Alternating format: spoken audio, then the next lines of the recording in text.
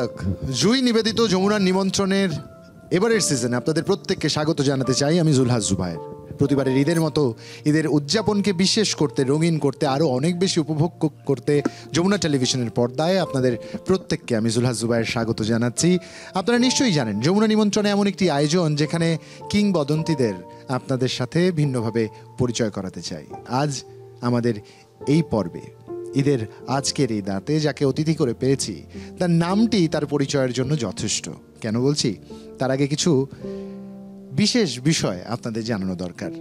সঙ্গীতকে ভালোবেসে বড় হয়েছেন, এই সঙ্গীতকে সঙ্গী করেই একটা লম্বা সময় তিনি পাড়ি দিয়েছেন। তবে বাস্তবতার নিদারুণ প্রবাহে তাকে এই সঙ্গীত থেকেই জোর করে অনেক লম্বা সময় দূরে রাখা হয়েছিল। নিশ্চয়ই এতক্ষণে আপনাদের মাথায় কোনো না কোনো নাম তো ঘুরছে। বাস্তবতা হচ্ছে জাতীয় চলচ্চিত্র পুরস্কার প্রাপ্ত এই সিঙ্গার বাংলাদেশে প্লেব্যাকের মেলোডি কুইন নামে পরিচিত। Ladies and gentleman, please welcome the beautiful, gorgeous and one and only আপনাদের সবার প্রিয় বেবি নাজনীন। আপা, ঈদ মোবারক, স্বাগত যমুনা নিমন্ত্রণ। ঈদ মোবারক।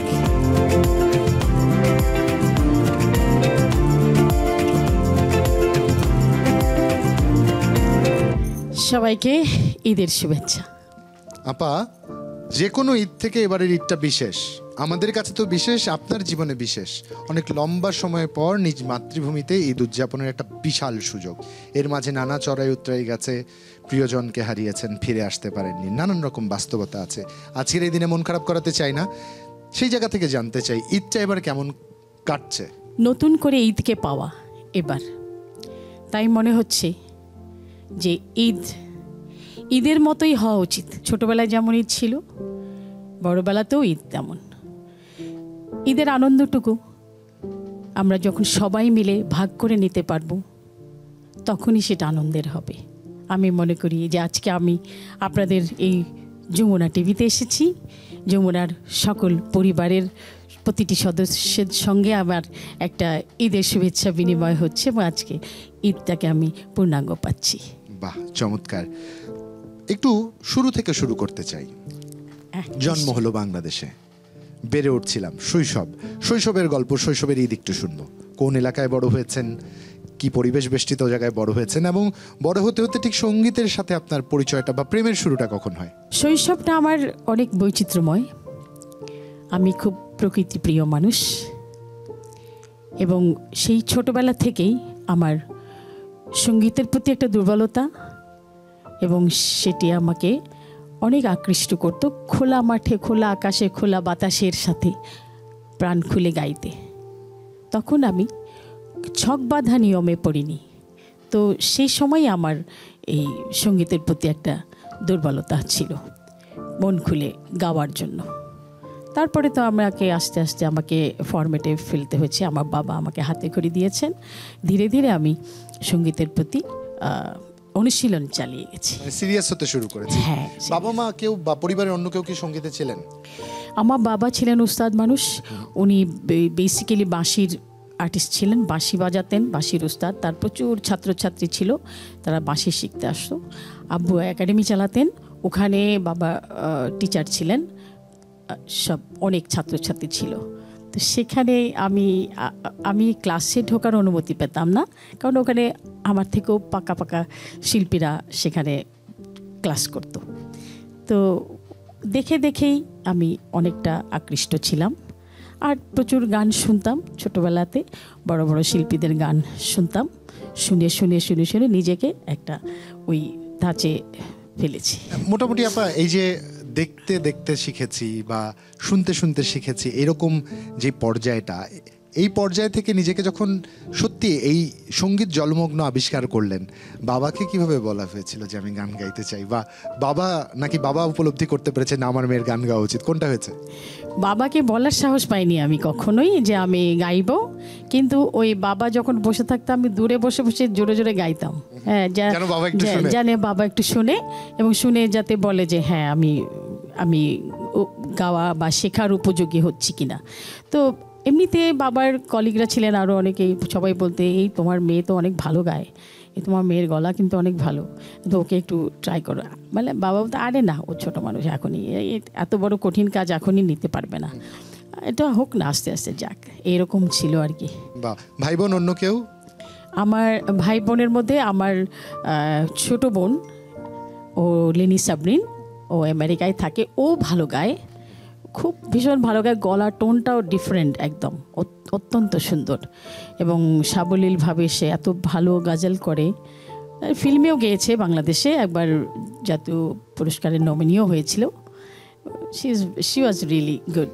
এখন তো এখানে নাই, আমেরিকায়। ডেফিনেটলি এরকম টিউনড বাবার সন্তানেরা ভালো গান গাইবে, এটাই স্বাভাবিক। আমি আসলে কৌশলে জানার চেষ্টা করছিলাম আপনারা কে কে ইন্ডাস্ট্রি দখল করে ফেলেছেন আর কি, একই পরিবারের কতজন মিলে দখল করেছেন, এটাই জানার ইচ্ছা ছিল। দখল করার সুযোগটা ওরকম পাইনি। আমার ভাই যে আছে, ও গান গায় না, কিন্তু বিশেষজ্ঞ সঙ্গীতের একদম। হ্যাঁ, আমার আরেকটা বোন আছেন লাভলি আফরিন, ও বিশেষজ্ঞ, ও ভীষণ গান বোঝে, গান বোদ্ধা। আমার ওই দুই ভাই বোন মাঝে মাঝে আমার গানকে কারেক্ট করে ওরা। দি বেবি নাজনীনের গান কেউ কারেক্ট করে দিচ্ছে? হ্যাঁ, আমার ভাই এনাম সরকার আর আমার বোন লাভলি আফরিন, এরা দুজন গান নিয়ে, আমার কোনো একটা গান রেকর্ড হলে ওটা নিয়ে ওরা গবেষণা করে যে আমি ঠিক গেয়েছি কিনা, কোন জায়গায়। আমিও শুনি, আগে যেমন সাহস পেতাম না, বাবা কখনোই বলেন এই খুব প্রথমে বলতো যে হ্যাঁ হ্যাঁ হ্যাঁ খুব ভালো হচ্ছে ভালো হচ্ছে বলে, কিন্তু পরবর্তীতে শুনতো, শোনার পরে যদি ওখানে কোনো খুঁত থাকতো বলে দিতেন যে তোমার এই জায়গাটা ঠিক হয়নি, তুমি এটা আবার করো। বাহ আপা, এই যে আপনার বর্ণিল জীবনের শুরুটা বলেন, আমাদের কাছে সংকলিত একটা উপস্থাপন আছে আপনার পুরো জীবন চক্রের, আমরা একটু দর্শকদের দেখাতে চাই। আমাদের আজকের অতিথি বেবি নাজনীনের জীবনের কিছু খণ্ড অংশ আপনাদের সামনে উপস্থাপন করতে চাই। কাল সারা রাত ছিল স্বপ্নের রাত, কাল সারা রাত ছিল স্বপ্নের রাত। বেবি নাজনীন দেশজুড়ে ব্ল্যাক ডায়মন্ড নামে যার খ্যাতি, উত্তরবঙ্গের দোয়েল উপাধিও অর্জন করেছেন স্বকীয় গুণে। ছোটবেলা থেকেই উচ্চাঙ্গ সঙ্গীত আত্মস্থ করা বেবি নাজনীনের গানের হাতেখড়ি তার বাবা বাংলাদেশ বেতারের বিশিষ্ট যন্ত্রশিল্পী সঙ্গীতজ্ঞ মনসুর সরকারের কাছে। পরবর্তীতে ওস্তাদ আক্তার সাদমানি, ওস্তাদ সগিরউদ্দিন খান, বশির আহমেদের মতো শীর্ষ গুণী শিল্পীদের কাছে দীর্ঘ সময় গানের দীক্ষা নিয়েছেন। উচ্চাঙ্গ সঙ্গীত দিয়ে শুরু হলেও পরবর্তীতে নিজেকে বেতার টিভির আধুনিক গানে যুক্ত করেন বেবি নাজনীন। একই সঙ্গে নজরুল সঙ্গীত, ভাওয়াইয়া, লালন গীতি, পল্লী গীতি সহ সঙ্গীতে বিভিন্ন ধারায় বিচরণের মাধ্যমে নিজেকে বহুমাত্রিক গানে সমৃদ্ধ করেন। 1965 সালের 23 আগস্ট সীমান্ত শহর রংপুরে জন্মগ্রহণ করেন তিনি। বাবা মনসুর সরকার, মা আবিদা মনসুর। মাত্র 5 বছর বয়সে শিশু শিল্পী হিসেবে রংপুর বেতারের তালিকাভুক্ত হন। 1978 সালে রংপুরে অনুষ্ঠিত একটি রাজনৈতিক সম্মেলনে শহীদ রাষ্ট্রপতি জিয়াউর রহমানের উপস্থিতিতে শিশু শিল্পী হিসেবে গান গেয়ে মুগ্ধতা ছড়ান। এরপরই বেবি নাজনীনের ক্যারিয়ারে যুক্ত হয় নতুন মাত্রা। পর্যায়ক্রমে নিজেকে প্রতিষ্ঠা করেন একজন যোগ্য সঙ্গীত শিল্পী হিসেবে। বিভিন্ন সময় বিভিন্ন দেশ বিদেশি গণমাধ্যমের সাক্ষাৎকারে বেবি নাজনীন তার কৃতজ্ঞতা প্রকাশ করেন জিয়া পরিবারের প্রতি। গত 4.5 দশকের সঙ্গীত ক্যারিয়ারে বহু জনপ্রিয় গান উপহার দিয়েছেন তিনি। আধুনিক সঙ্গীতের অর্ধশতাধিক একক অডিও অ্যালবাম সহ অসংখ্য দ্বৈত অডিও অ্যালবামে গান গেয়েছেন সমকালীন সঙ্গীত শিল্পীদের সঙ্গে। ভারতের জনপ্রিয় সঙ্গীত শিল্পী আশরাফ ভোসলে, বাপ্পি লাহিড়ী, কুমার শানু, কবিতা কৃষ্ণমূর্তির সঙ্গেও একাধিক অডিও অ্যালবাম প্রকাশিত হয়েছে তার। বাংলাদেশ বেতার, বাংলাদেশ টেলিভিশনের বিশেষ শ্রেণী তালিকাভুক্ত সঙ্গীত শিল্পী বেবি নাজনীন বাংলাদেশের চলচ্চিত্র ও অডিও মাধ্যমে অসংখ্য জনপ্রিয় গান উপহার দিয়েছেন। আমার একটা মানুষ আছে, এলোমেলো বাতাসে, কাল সারা রাত ছিল স্বপ্নেরও রাত, দু চোখে ঘুম আসে না, এমন অসংখ্য গান দিয়ে বাংলা গানের ভান্ডার সমৃদ্ধ করেছেন এই সঙ্গীত তারকা। 3টি কাব্যগ্রন্থ প্রকাশিত হয়েছে তার। বেবি নাজনীনের সঙ্গীত জীবনের খবর শুধু বাংলাদেশের মিডিয়াতে সীমাবদ্ধ থাকেনি, দেশের গণ্ডি পেরিয়ে তার সাফল্যের কথা উঠে এসেছে বিবিসি, ভয়েস অব আমেরিকায়। সিএনএন টক শো হোস্ট বিশ্বখ্যাত ল্যারি কিংও বলেছেন বেবি নাজনীনের কথা। বিখ্যাত সাংবাদিক ইলিস হেনিকেনও বেবি নাজনীনকে নিয়ে লিখেছেন নিউ ইয়র্কের নিউজ ডেতে। দুবাইয়ের খালি টাইমস, ভারতের আনন্দবাজার, সানন্দা, ইন্ডিয়া টাইমসেও সংবাদ হয়েছেন বাংলাদেশের বেবি নাজনীন। একজন শিল্পীর রাজনৈতিক দর্শন কিভাবে শিল্পীর শিল্পসত্তাকে দুমড়ে মুচড়ে দিতে পারে তার উৎকৃষ্ট উদাহরণ বেবি নাজনীন। বিগত 16 বছর স্বৈরশাসক সরকার ঘৃণ্য কালো তালিকা করে দেশের সকল সঙ্গীত ধারা থেকে দূরে সরিয়ে রাখেন গুণী এই শিল্পীকে। শুধু তাই নয়, দেশ ছাড়তে বাধ্য করেন তাকে, কিন্তু আন্তর্জাতিকভাবে প্রবাসী বাংলাদেশিদের মাঝে তিনি তার সুরের ধারা অব্যাহত রেখেছেন, সিক্ত হয়েছেন অজস্র ভক্ত শ্রোতাদের ভালোবাসায়। ইসলামী সঙ্গীত, নজরুল গীতি, লালন ও পল্লী গীতিতে পরপর 5 বার জাতীয় শিশু শিল্পীর পুরস্কার সহ জাতীয় চলচ্চিত্র পুরস্কার, বাচসাস পুরস্কার, CJFB award, Bangladesh television reporters award, Kolkata Haludia উৎসব পুরস্কার, Bollywood music award, US ink, Bengal film journalist BFG পুরস্কার সহ দেশ বিদেশের অসংখ্য সম্মাননায় ভূষিত হয়েছেন। শুধু গায়িকাই নয়, নিজের অনেক গান তিনি নিজেই রচনা করেছেন। মাছি ফুলে ফুলে করে মধু গুঞ্জন, দুলে দুলে গান গেয়ে যায়, মনে মাধবী নয়ন আগুনের ছোঁয়া পেতে যায়। সাফল্য ও প্রাপ্তির দীর্ঘ সিঁড়ি পেরিয়ে এসেছেন বেবী নাজনীন। রাজনৈতিক কারণে দীর্ঘ বছরের নির্বাসিত জীবন বিদেশে কাটিয়ে ফিরেছেন নিজ জন্মভূমিতে। অনেক লড়াই শেষে মুক্তির আনন্দ নিয়ে সবার প্রিয় শিল্পী বেবী নাজনীন গানে গানে শ্রোতাদের মাতান বাকিটা জীবন, এটাই প্রত্যাশা তার ভক্তদের।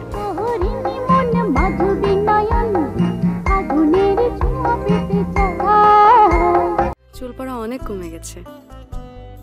থ্যাংক ইউ মা। স্কোয়ার ইনোভেশন জুই মাল্টিভিটামিন কোকোনাট অয়েল নিয়মিত ব্যবহারে চুল পড়া কমায় ন্যাচারালি। ঠিক এই জায়গাটায় আসি, জাতীয় চলচ্চিত্র পুরস্কার পর্যন্ত আমরা দেখাচ্ছিলাম দর্শকদের, ওই অবধি পর্যন্ত আপনার বিস্তার হয়েছে। প্রথম মঞ্চে কবে উঠেছিলেন মনে আছে? প্রথম মঞ্চে আমি উঠেছি বোধ হয় লাইক এটা 75 অথবা 75 কি 76-এ শুরু থেকে, যেমন 76-এ তো আমি অ্যাওয়ার্ডই পেয়েছি, আমার ন্যাশনাল অ্যাওয়ার্ড পরপর 5 বার পেয়েছি আমি।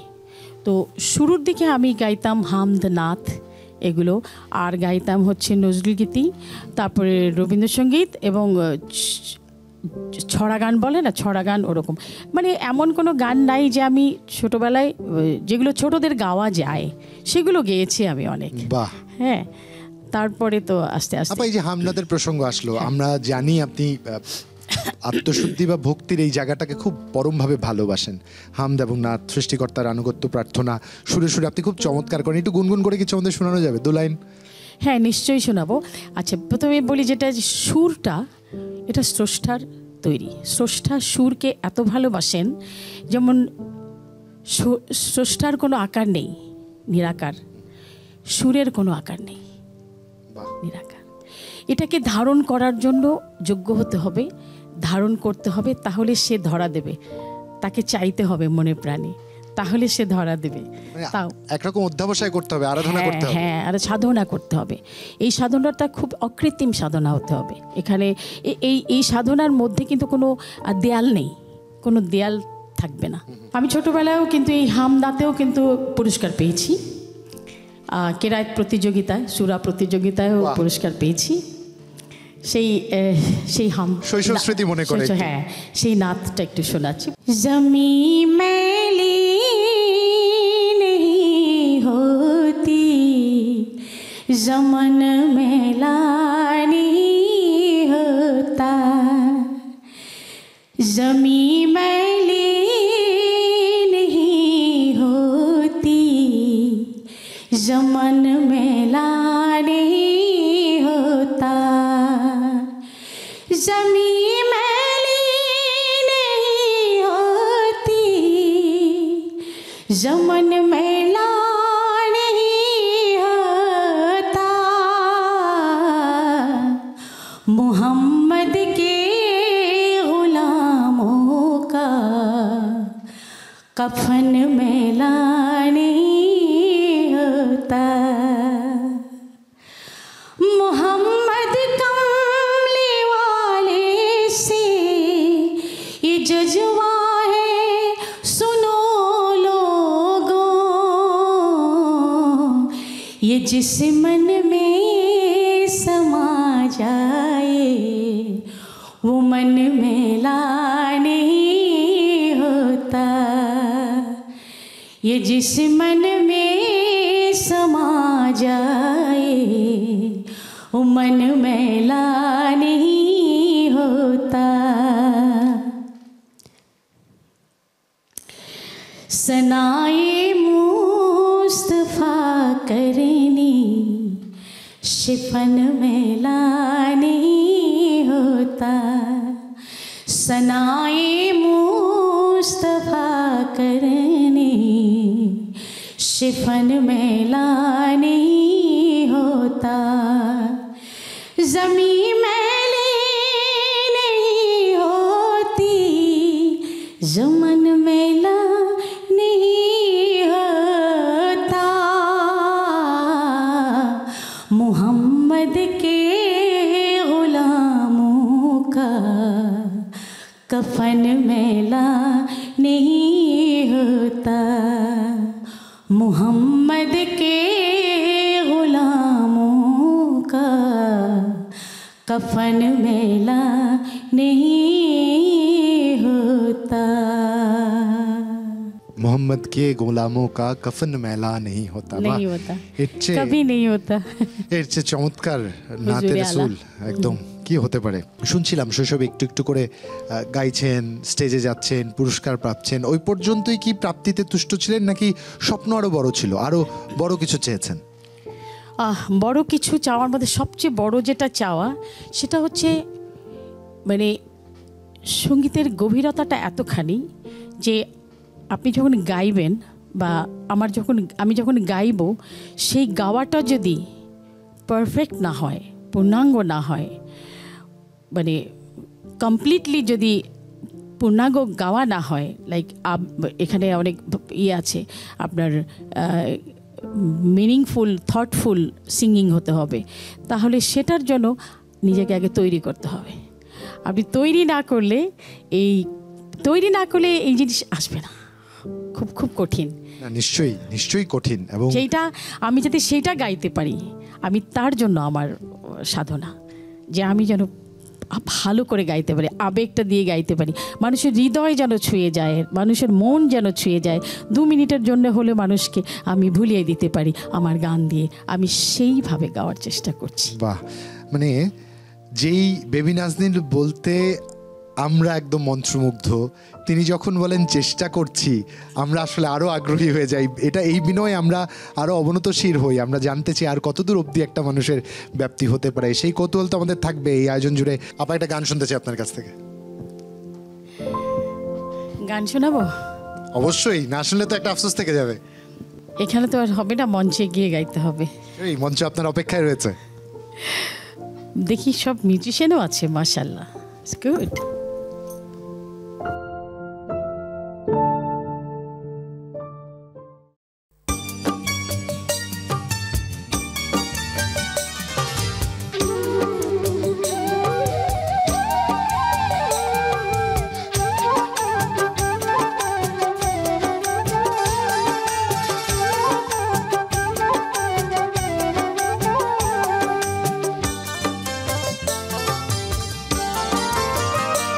আজ 18 বছর পরে পুরনো দিঘির পাড়ে একা একা এলাম যখন।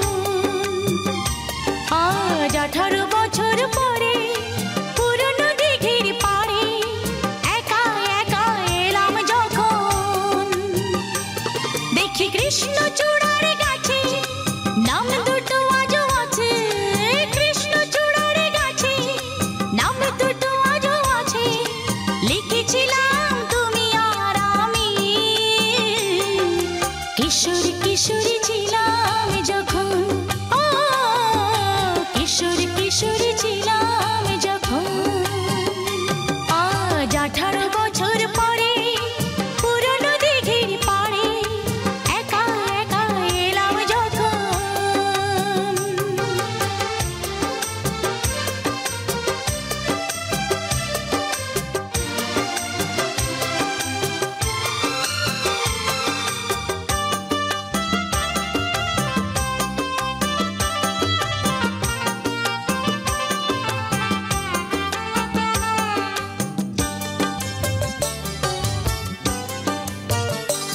তুমি জলের বুকে পাথর ছুঁড়ে বসে বসে ঢেউ গুনতে, আমার আসতে একটু দেরি হলে হাজার প্রশ্ন করতে।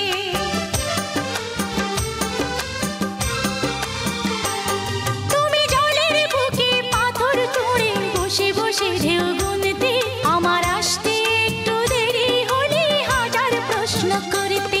আজ সময়ের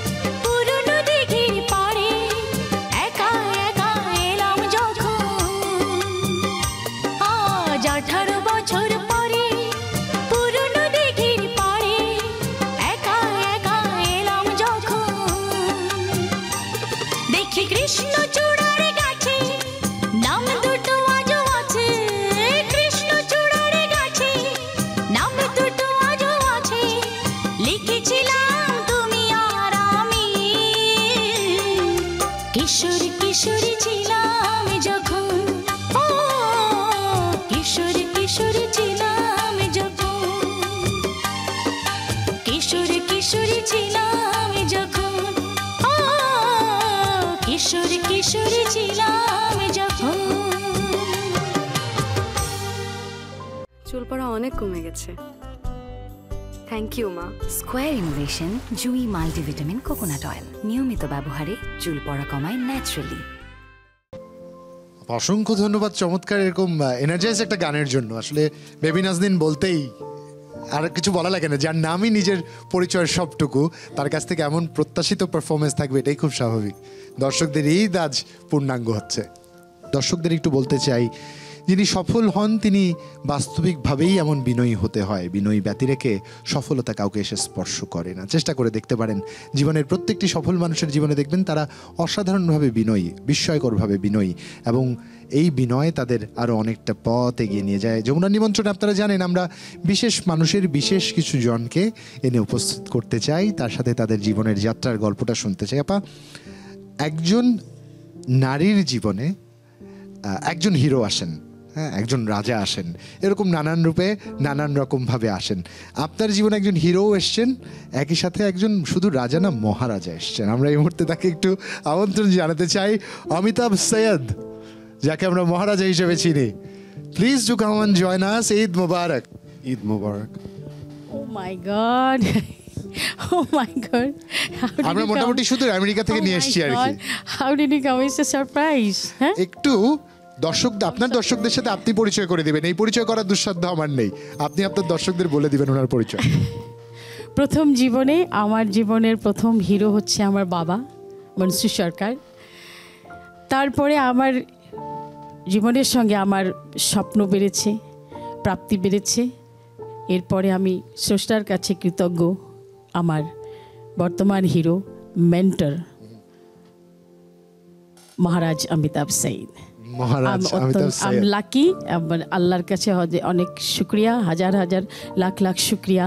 আল্লাহ আমাকে এমন একটি হিরো আমার জীবনে দিয়েছে। বাহ। It is my mentor. বাহ, একজন অমিতাভকে নিজের ঘরে রেখে দিয়েছেন পার্মানেন্ট করে আর কি, এবং সেই সাথে সে মহারাজও। একটু শুনি, মা যে বলছিল এটা খুব চাপ হয়ে যায় কিনা মাঝে মাঝে, দি বেবি নাজনীনের সন্তান, মানে খুব চাপ মনে হয় কিনা? তা তো বটেই। আমি আসলে অনেক গর্বিত একটি গ্যালাকটিক স্টারের সন্তান হওয়াতে। উনি যে স্ট্যান্ডার্ডসগুলো সেট করে দিয়েছে, এগুলোকে অ্যাচিভ করা আসলে অনেক ডিফিকাল্ট, বাট এখান থেকে অনেক কিছু শিক্ষারও আছে। আর সেটা দেখে আমি আমার লাইফের ডিরেকশনটাও আগিয়ে নিয়ে যাচ্ছি। অ্যান্ড আমি বলবো, লাইক, সে শুধু একটি মাও না, সে আমার অনেক ভালো একটি বন্ধু। তার সাথে আমি সব কিছু নিয়ে আলাপ আলোচনা করতে পারি, তার সাথে অনেক ডিসকাশনসও করতে পারি, এবং তার পাশাপাশি তার পরামর্শগুলো সে আমাকে দেয় এবং আমিও তাকে দেই। বাহ, মা কিছুটা ইমোশনাল দেখতে পাচ্ছি, মা চোখ মুছছে। এবং একটা মার জীবনে এটা বোধহয় সবচেয়ে বড় প্রশান্তির এবং পূর্ণতার, সন্তান যখন বন্ধু হয়ে যায়। সন্তান বন্ধু হতে পারাটা একটা বিশাল ব্যাপার। সত্যি তাই, আমার বেস্ট ফ্রেন্ড। আমি যে কোনো বিষয়ে ওর সঙ্গে আলাপ করতে পারি এবং আমার একটা সমাধান এসে যায় এই আলাপের মাধ্যমে। এটা শুধু মা যে বলছে তাই না, একটু আপনাদের বলতে চাই, J P Morgan, right, is the organization you are serving currently. আমি যুক্তরাষ্ট্রে থাকি এখন, আর ওখানে নিউ ইয়র্ক ভিত্তিক একটি আর্থিক সংস্থান জেপি মর্গান, ওখানে আমি কাজ করছি অ্যাজ ফিনটেক ইঞ্জিনিয়ার। বাহ, চমৎকার। বাংলাদেশে আসার কোনো পরিকল্পনা আছে? আমরা পেতে পারি আমাদের এই মহারাজকে নিজেদের মতো করে বাংলাদেশের মহারাজ হিসেবে? দেশের বাইরে তো অনেক দিন থাকলাম, ভবিষ্যতে ডেফিনেটলি আমি বাংলাদেশে এসে থাকতে চাই এখানে, কারণ এটা আমার দেশ। মানে এখানকার মাটির টান যেটা আমার সাথে আছে, সেটা আমি পৃথিবীর যে কোনো জায়গায় থাকি তা আমি পাবো না। আপা, ইউ আর সাকসেসফুল মাদার, মাশাআল্লাহ। সন্তান বিদেশে মোটামুটি বড় হয়েছে, তারপরে তার দেশের প্রতি যে ফিরে আসবার আকুতি, he is very patriotic. You are fantastic mother, এটা বলতেই হয় নিঃসন্দেহে। আপা, এই যে সন্তান ফিরে আসতে যাচ্ছে আবেগ থেকে, মা যেখানে বড় হয়েছে, যেখানে মায়ের বিচরণ, মার এত জনপ্রিয়তা, মায়ের ঘ্রাণ যেখানে আছে, মায়ের স্পর্শ যেখানে আছে, এবং একই সাথে মায়ের সাথে চরম নিষ্ঠুরতা যেখানে হয়েছে, সন্তান ঠিক সেখানটায় ফিরে আসতে চায়। What would be your message for him? কারণ এর বাস্তবতা আপনি দেখেছেন। আমি মনে করি he is that much qualified, he can handle everything, and rather than he is very much loving character. কাজকে ভালোবাসে এবং নলেজকে ভালোবাসে, এক্সপ্লোর করে অনেক কিছু, এবং বাংলাদেশটা যে তার জন্মস্থানে বাংলাদেশটা তার ভালো লাগে। তার জীবনের বেশিরভাগটাই আমেরিকাতে কেটেছে, বিদেশেও কেটেছে। ছোটোবেলা থেকে আমার সাথে ট্যুর করতো, বাট ওর ভিশনটা সত্যি সেটাকে আমাকে আকৃষ্ট করে এখন। মা তো চমৎকার করে বলছিল, হ্যাঁ, যত চমৎকার করে বাবা মায়েরা বলে না, সন্তানের উপর চাপটা আরও বাড়ে তখন, যে living up to the expectation. ছেলে কখনো চায়নি মায়ের মতো সিঙ্গার হবো, অ্যাটলিস্ট এইভাবে আমাকে সবাই চিনবে, লেগেসিটা আমি ক্যারি করবো? চেষ্টা করেছিলাম, হয়নি। আমি একটু বলে নেই, ওর কিন্তু ক্যারিয়ারটা বিল্ড হয়েছিল ক্রিকেট দিয়ে। Is a very good cricketer. আচ্ছা, সে ঢাকা স্টেডিয়ামে আপনার সাফ গেমস ছিল তখন, জুনিয়র ম্যাচে ফার্স্ট ওরা খেলেছে, বাহ, খেলেছে, এবং ওর অনেক ট্রফিও আছে। আপনারা দুজন মিলে একটা চমৎকার ঘটনা ঘটিয়েছেন, তা হচ্ছে যখন জুলাই আগস্টে ছাত্র জনতার উপর নির্বিচারে বাংলাদেশে গুলি হচ্ছিল, আপনারা সুদূর যুক্তরাষ্ট্রে বসে সেখানে জনমত সংগঠিত করেছেন। আপনি আপনার নিজের জীবন বাংলাদেশের জন্য স্যাক্রিফাইস করেছেন। আপনি জানেন কি হতে পারে আপনার সাথে, বা কি হতে পারতো, বা কি হয়েছে। সন্তান ঠিক একইভাবে একই কাতারে এসে মায়ের কাঁধে কাঁধ মিলিয়ে দাঁড়ালো। কতখানি ভয়ের, কতখানি চাপের অভিজ্ঞতাটা একটু শুনবো। 5ই আগস্টে যে এখানে যে আন্দোলন হচ্ছে, তা আমি তো দলীয় কারণে আমি অনেক আগে থেকে আন্দোলনে ছিলাম, রাজপথে ছিলাম, সবসময় ছিলাম, আমার সাথে সাথে ও ছিল। এখন যেদিন 5ই আগস্টে যে ঘটনাটা ঘটে এখানে, ওই দিন আমরা তো সবাই খুব টেন্সড, সবাই একেবারে রেস্টলেস অবস্থা, টেন্সড আছি যে কী হচ্ছে সারাক্ষণ এক হাতে নিউজ, এক হাতে মানে সারাক্ষণ চিন্তা যে কী করব কীভাবে। এদিকে আমরা একদম অনেক স্টুডেন্ট অর্গানাইজ করে ফেলেছি, ওখানে প্রায় 10,000-এর মতো স্টুডেন্টস আমার সাথে ছিল। বাট ওই মুহূর্তে বাসার মধ্যে ও দেখি he was crying and like excited, অনেক এক্সাইটেড। আমাকে বলছে, মা আমি এখন যাব দেশে, আমার বন্ধুরা রাস্তায়, মা গুলি খাচ্ছে আমার বন্ধুরা, আমি চলে যেতে চাই, আমি এখনই যাব মা, আমাকে টিকিট কেটে দাও। না তুমি না দিন, তোমাকে পারমিশন দাও, টিকিট লাগবে, টিকিট আমি নিজে কেটে নেবো। মা আমি এখন যাব, আমি যেতে চাই, আমার বন্ধুরা গুলি খাচ্ছে মা রাস্তায়। আমি তখন বললাম, আব্বু এটা তো একটা আন্দোলন, প্রসেশন, চলো আমরা এখানে যেটা করব, এই তোমার টাইম স্কোয়ারে, ওখানে চলো, ওখানে আমরা মুভমেন্ট করব, ওখানে চলো। তো সে আমার সাথে গেছে, তখন সেই মুভমেন্টটা সে ছিল। এবং কেউ থামাতে পারেনি, সন্তানকে কি করে থামাবে একটু শুনি মহারাজ। তারপরের থেকে টাইম স্কোয়ারের মুভমেন্ট জুলাইয়ের 2 তারিখ থেকে শুরু হয় ফার্স্ট ইনসিডেন্ট। তো তখন থেকে আমি অনেক সোশ্যাল মিডিয়া অ্যাক্টিভ ছিল, অ্যান্ড বিইং অ্যান ইঞ্জিনিয়ার আমারও অনেক আইডিয়া ছিল যে কিভাবে I can send those information messages to the exact person, to exact people and to the right places. So United Nations, আপনার নেটো কেন্দ্রিক কান্ট্রিজে, ওখানে কিভাবে আমি মিডিয়াগুলোকে ডিস্ট্রিবিউট করব। So I used a VPN and a proxy server and then I rerouted it. আমি আমার সোশ্যাল মিডিয়াতে যত পেরেছি উইদাউট এনি থ্রেশহোল্ড সব কিছু শেয়ার করেছি। চুল পড়া অনেক কমে গেছে, থ্যাংক ইউ মা। স্কোয়ার ইনোভেশন জুই মাল্টিভিটামিন কোকোনাট অয়েল, নিয়মিত ব্যবহারে চুল পড়া কমায় ন্যাচারালি। মা সন্তানের একটা চমৎকার সম্পর্ক, প্রেম আমরা দেখছি। একটু বর্তমানে আসতে চাই। একটা বিশাল অভ্যুত্থান হয়েছে, সাহস করে সন্তানকে নিয়ে নিজ মাতৃভূমিতে, যেখানে ফিরে আসবার এত আকুতি ছিল, ফিরে এসছেন।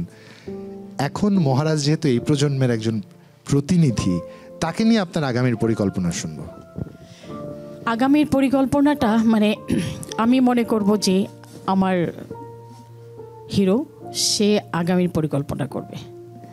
বাহ, একটু মহারাজের কাছ থেকে তাহলে আমরা শুনি। আমি ও পরিকল্পনা করব, আমি সেটাকে ফলো করব। বাহ, একটু আগে বলেছিলাম যে আমার মেন্টর, কারণ এই জেনারেশনে ও যেটা বলতে পারবে, আমাদের যখন শুরু হয়েছে তা আমরা কিন্তু ওভাবে ভাবতে পারিনি। তখন আমাদের দেশে সোশ্যাল মিডিয়া এত অ্যাক্টিভ ছিল না, এত ভালো। এখন তো ফিল্ড একটাই সোশ্যাল মিডিয়া।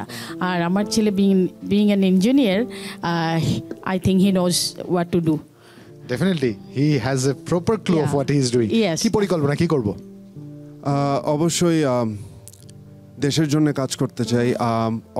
বাংলাদেশের মানুষের জন্য ট্রান্সপারেন্সি যতটুকু আনা যায়, সেটা ইনফরমেশনের থ্রুতে হোক, সেটা একটা মানুষের সাধারণ জীবনের চলতে গেলে যা যা দরকার একটি স্বাধীন দেশে, এগুলো যেন তাদের জন্য অ্যাভেলেবল থাকে, এইসবের জন্য আমি কাজ করতে চাই। বাংলাদেশ একটি খুবই ইম্পর্ট্যান্ট একটা কান্ট্রি আমাদের সাউথ ইস্ট এশিয়ায়, এবং it's a gold mine for a nation to thrive on its own. আর শুধুমাত্র সঠিক রিসোর্সেসগুলো সঠিক মানুষের থ্রুতে যদি এটাকে ড্রাইভ করা যায়, চ্যানেলিং করা যায় প্রপারলি, তখন বাংলাদেশকে থামানো খুবই কষ্টজনক হবে, খুবই কষ্টজনক। সেটা স্পোর্টসের দিকে হোক, এন্টারটেইনমেন্টের দিকে হোক, ঠেকানো যাবে না বাংলাদেশকে। জি, আমরা অপ্রতিরোধ্য, এটা নিয়ে কোনো সন্দেহ নেই। আমরা সামরিক শক্তির বিরুদ্ধে বুক চেতিয়ে দাঁড়িয়ে যেতে পারি, আমরা সাহস করে মৃত্যুকে আলিঙ্গন করতে শেখা যায়। এটা এবার প্রমাণ করে দিয়েছে আমাদের দেশের সন্তানরা। নিশ্চয়ই। মহারাজ জীবনে এরকম প্রচুর গল্প জন্ম নেয় বা প্রচুর বাস্তবতা জন্ম নেয়, যা হয়তো মা নামক বন্ধুটাকেও বলা যায় না। হয়তো বলতে চেয়ে অনেক সময় মাকে বলতে পারিনি। মার সংগ্রামটা, লড়াইটা আপনি একদম কাছ থেকে দেখেছেন। মাকে কাঁদতে দেখেছেন, ভেঙে পড়তে দেখেছেন, অসহায় দেখেছেন, হাসতে দেখেছেন, ঘুরে দাঁড়াতে দেখেছেন। এই লড়াইটায় মায়ের একার পথ চলাটা দেখেছেন। সন্তান হিসাবে, if there is anything that you wanted to say and you couldn't say to her, it's the day if you want to say. আমি আসলে এটা অনেকবার চিন্তা করেছি, তাকে কখনো ডিরেক্টলি বলা হয়নি, কারণ সে সারাক্ষণ আমার পাশেই থাকে। তো আমি যেটা বলতে চাই যে আমি তাকে দেখেছি 10,000 মানুষের সামনে ওপেন এয়ার কনসার্টে 102 ডিগ্রি জ্বর নিয়ে গান গেতে। তাকে দেখেছি একটি মেল ডমিনেটেড ইন্ডাস্ট্রিতে 80s থেকে 90s to 2000s নিজেকে কিভাবে তার ফুটহোল্ড স্ট্রং করে দাঁড়িয়ে থাকতে, as a single women, as a single parent as well. এরপর আমি আরও বলতে চাই যে তার নিজের লাইফ রিস্ক করে to be on the right side of the right thing, মানুষের গণতন্ত্রের জন্য ফাইট করতে, এবং তার পাশাপাশি তার মা হিসাবে যেসব তার দায়িত্ব সেগুলোকেও পালন করতে। তো আমি নিজেই গর্বিত তার একটি সন্তান হওয়াতে, এবং সে যে স্ট্যান্ডার্ডটা সেট করে দিয়েছে, আমি ইনশাল্লাহ ভবিষ্যতে কখনো যদি বাবা হতে পারি, ওটাকে ম্যাচ করা আমার জন্য খুব ডিফিকাল্ট হবে, টু বি অনেস্ট। এর চেয়ে চমৎকার ফিডব্যাক বোধহয় সন্তানের মার জন্য আর কিছু হতে পারে না। বললাম না, আমার মেন্টর, আমি ওকে দেখে ওর এনার্জি হয় আমার স্বস্তি থাকে মনের মধ্যে। I am really confident and like কি বলবো, এটা আমার একটা এত বড় গিফট, গড গিফটেড গিফট এটা আমার জীবনে। স্পিচলেস, কিছু বলার নেই। আই এম রিয়েলি এই মুহূর্তে দর্শক আপনারা যারা বাড়ি বসে দেখছেন এবং শুনছেন, আমি জানি না এখানে পিওর ইমোশনের একটা অন্যরকম এক্সচেঞ্জ হচ্ছে, যেটা আমার মতো মানুষের চোখে ভেঙে চড়ে যাচ্ছে আর কি, চোখ দিয়ে পানির প্রবাহটা। এটা নিয়ন্ত্রণ করাটা খুব কঠিন। Maharaj, thank you very much for joining us today. Thank you so much. We're looking forward to a Bangladesh where people like you would be dominating. Inshallah. Thank you very much for joining.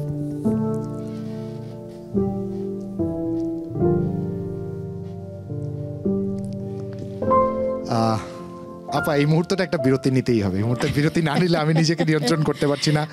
আপা, বিরতিতে যাওয়ার আগে যেই পরিবেশটা তৈরি হয়েছিল, আর সেখানে একজন সন্তান হিসেবে, সুহৃদ হিসেবে নিজেকে নিয়ন্ত্রণ করতে পারাটা কঠিন। হ্যাঁ, খুব কঠিন। এবং আপনি একজন মা, কিভাবে স্থির বসেছিলেন, এটা স্রষ্টার থেকে অনেক শক্ত করে বানিয়েছে, এটা নিশ্চিতভাবে বলতে হয়। আবার আপনার বিচরণে ফিরে আসি আমরা। গান শিখছেন, বাবাও শিখতে দিতে শুরু করলেন, প্রফেশনালি শিক্ষা শুরু করলেন। প্রথম ওস্তাদ কে ছিলেন যদি মনে থাকে? বাবাই প্রথম ওস্তাদ। আচ্ছা, বাবার কাছ থেকে শেখা এটাও কঠিন কাজ। বাবার কাছ থেকে প্রথম, বাবা আমাকে জেনুইনলি লাইক সেভাবে শেখাতেন, একটু করে। কঠিনগুলো যাওয়ার আগে তৈরি হওয়ার জন্য যে প্রাইমারি যে প্র্যাকটিস যেটা, সেইটা উনি শুরু করালেন আগে আমাকে, তারপরে ধীরে ধীরে। বাহ, চমৎকার। তারপরে প্রথম স্টেজে কবে পারফর্ম করা হলো মনে আছে? কোথায় প্রথম স্টেজে আমি এখন মনে পড়ে, এটা লাইক মনে হয় 75-এ।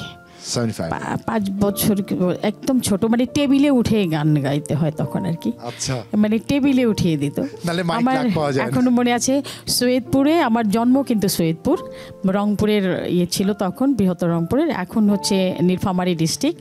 তো সৈয়দপুরে আমার বাড়ি। সৈয়দপুরে তো বেশিরভাগ মানুষই তো ওখানে উর্দুভাষী, তো সেই জন্য আমার এই উর্দু গাওয়াগুলো মানে পারফেকশন হ্যাঁ হতো আর কি, সে কারণেই। আর উর্দুই বেশি গাওয়া হতো সেখানে, বা অন্য গান তারা খুব কমই বুঝতো। তো ওই ক্যান্টনমেন্ট, সৈয়দপুর ক্যান্টনমেন্টের একটি বড় প্রোগ্রাম ছিল তাদের, একটা অ্যানুয়াল কি ফাংশন থাকে, অতটা আমি তখনও মনে নেই, বুঝে উঠতে পারিনি যে আসলে সেখানে টেবিলে উঠিয়ে দিল আমাকে দামাদাম মাঝকালান্দার, এইটাই আমি গিয়েছিলাম ওই টেবিলে উঠে। ইট ওয়াজ রিয়েলি অ্যামেজিং, মানে আমি বুঝতে পারিনি বয়সে দামাদাম মাসকালান্দারের মতো গান গাইছি, সত্যি কথা। এবং গাইলাম, গাওয়ার পরে ওখানে ওই সব আর্মিরা হ্যাঁ এত আনন্দ পেল, একদম ডান্স করতে শুরু করে দিল। এবং ওদের সামনে যে যতগুলো কাপ পিরিচ পেয়ালা টেয়ালা ছিল প্লেটে, সব ভেঙে চুরমার ডান্স করছে, ভাঙছে, কারো কারো মানে ইয়ে লেগে যাচ্ছে, ছিটকে মিটকে যাচ্ছে, ভয়ঙ্কর পরিস্থিতি। আপনার জীবনের গল্পগুলো আমরা শুনবো, তবে আরেকটা গান শুনতে চাই। আচ্ছা,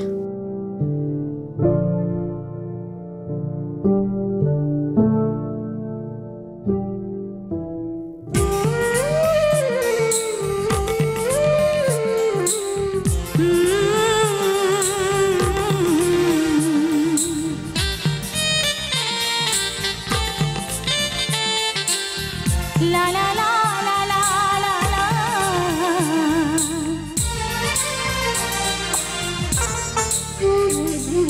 দু চোখে ঘুম আসে না তোমাকে দেখার পরে, তোমাকে দেখার পরে। দু চোখে ঘুম আসে না তোমাকে দেখার পরে, তোমাকে দেখার পরে। কেন জানি মনে হয় ভালোবেসে হৃদয় জোছনা ছড়ালো বুঝি আমার ঘরে। দু চোখে ঘুম আসে না তোমাকে দেখার পরে, তোমাকে দেখার পরে।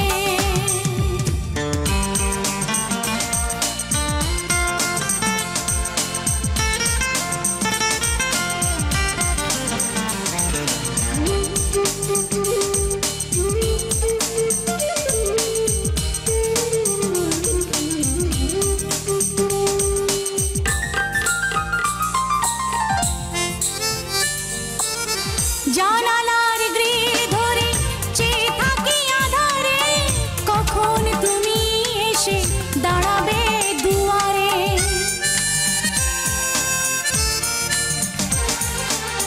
জানালার গ্রিল ধরে চেয়ে থাকি আধারে, কখন তুমি এসে দাঁড়াবে দুয়ারে। তোমাকে কাছে পেয়ে দেখবো এ মন ভরে, মিলবো দুজনে অভিসারে। দু চোখে ঘুম আসে না তোমাকে দেখার পরে, তোমাকে দেখার পরে।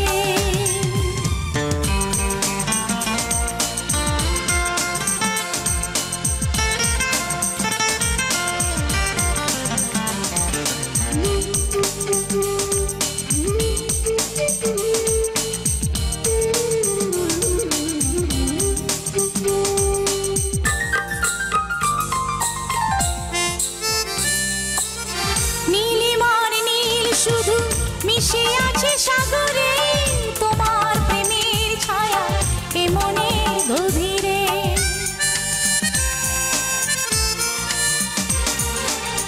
নীলিমার নীল শুধু মিশে আছে সাগরে, তোমার প্রেমের ছায়া এ মনের গভীরে। আমার সুখের নীড়ে স্বপ্ন তো রাখবো জীবনে আমার করে, দু চোখে ঘুম আসে না তোমাকে দেখার পরে, তোমাকে দেখার পরে, দু চোখে ঘুম আসে না তোমাকে দেখার পরে, তোমাকে দেখার পরে।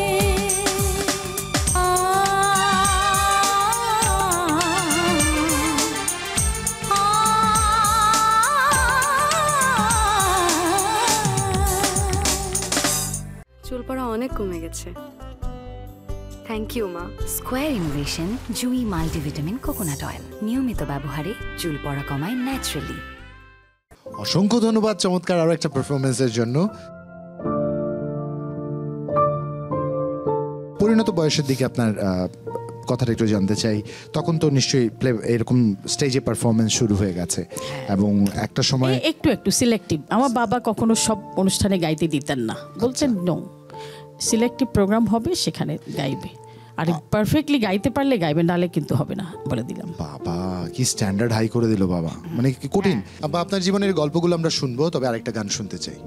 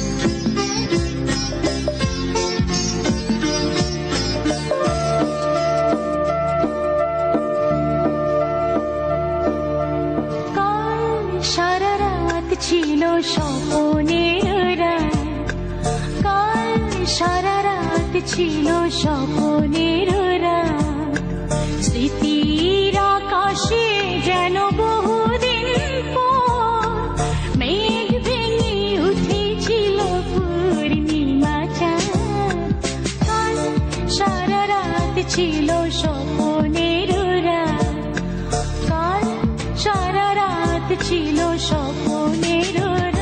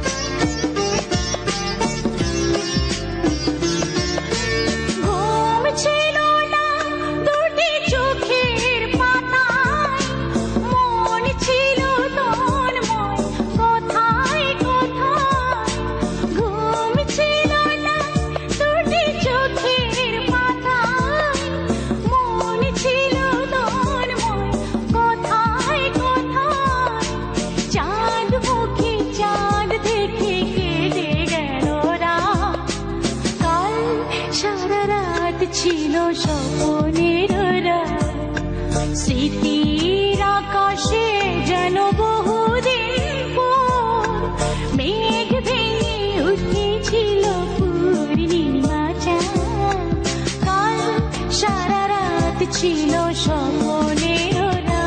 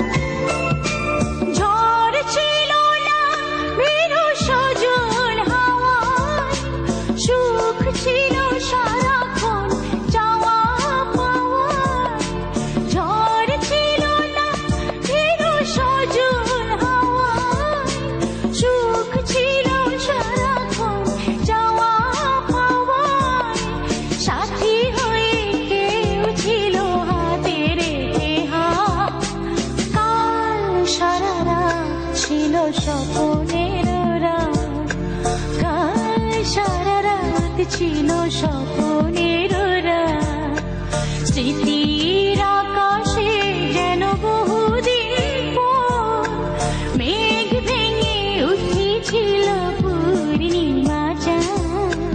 কাল সারা রাত ছিল স্বপ্নের রাত, কাল সারা রাত ছিল স্বপ্নের রাত।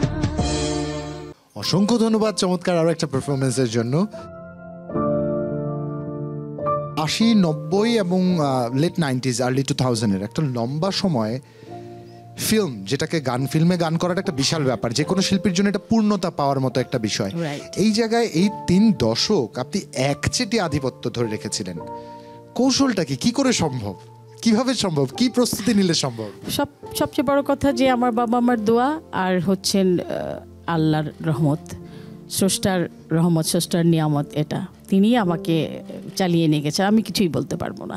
সত্যি কথা, গাওয়ার জন্য নিজেকে তৈরি করে রাখলে, আমার বাবা একটা কথা বলতো যে তুমি সব রকম গান গাওয়ার ক্ষমতা অর্জন করতে হবে, সব রকম গাওয়ার কোয়ালিটি অর্জন করতে হবে, এবং সেই সেটা করার জন্য তোমাকে তোমার ভয়েসটাকে তৈরি করতে হবে, কণ্ঠটাকে তৈরি করতে হবে, এবং ছুরির মতো ধারালো থাকবে, যেটা দেবে সেটাই কাটবে।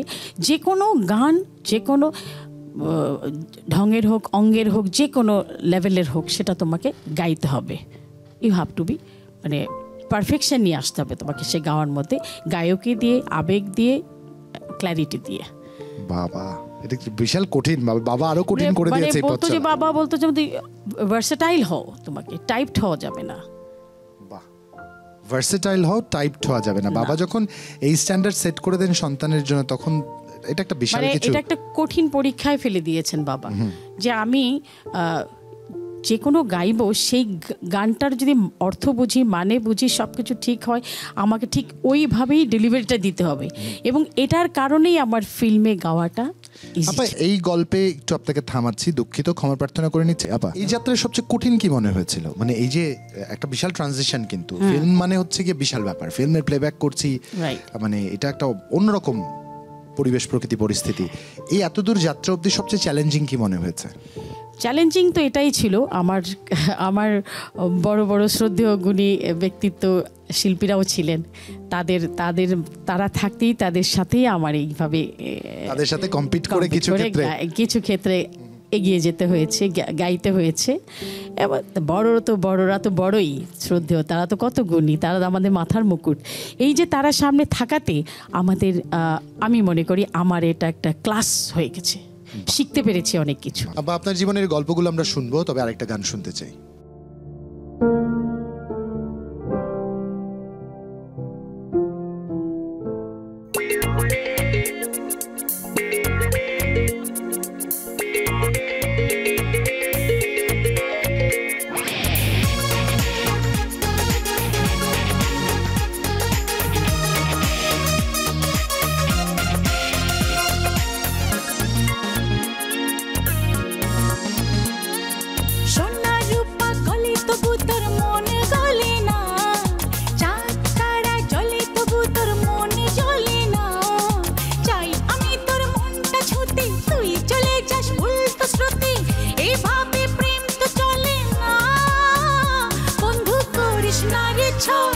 ভালোবাসবে কিনা বল, বন্ধু করিস না রে ছল, ভালোবাসবে কিনা বল।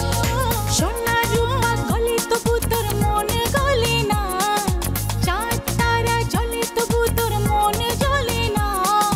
চাই আমি তোর মনটা ছুতে, তুই চলে যাস উল্টো স্রোতে, এভাবে প্রেম তো চলে না। বন্ধু করিস না রে ছল, ভালোবাসবে কিনা বল, বন্ধু করিস না রে ছল, ভালোবাসবে কিনা বল।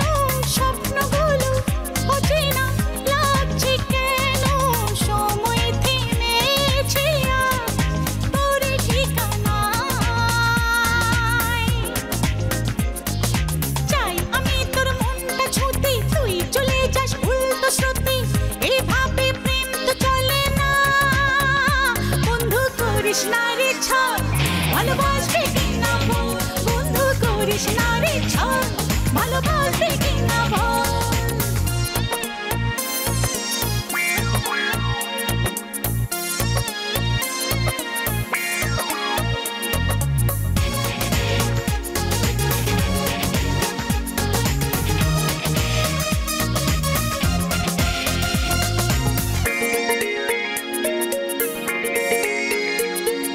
মন বোঝে না বোঝে না বোঝে না কিছু ভাবনা শুধু ছাড়ে না আমারই পিছু তোর বিহানে আজ লাগে অসহায়